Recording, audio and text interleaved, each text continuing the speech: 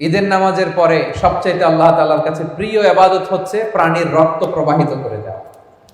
এবং বিষ্ণু ইসা ইসলাম বলেছেন কিয়ামতের দিন এই প্রাণী তার শিং, তার চামড়া, তার পশম নিয়ে বিশাল সওয়াবের পাহাড় হয়ে দাঁড়াবে। পড়েন আল্লাহু আকবার।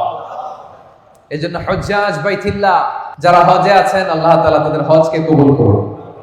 আমরা যারা কুরবানি করছি, আল্লাহ তাআলা আমাদের কুরবানিকে কবুল করুন। এই কুরবানি এটা হতে হবে হালাল উপার্জন থেকে। ইন্নামা ইয়াতাকাব্বালুল্লাহু মিনাল মুত্তাকিন, তিনি শুধু মুত্তাকিদের পক্ষ থেকে কবুল করেন, হালাল থেকে তিনি কবুল করেন।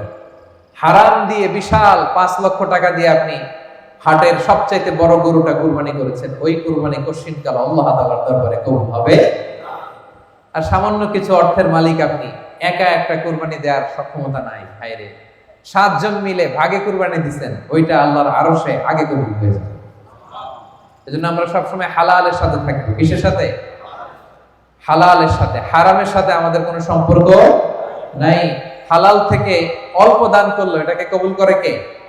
আর হারাম থেকে কোটি কোটি টাকা দান করলো সে দান আল্লাহর দরবারে কবুল হয় না।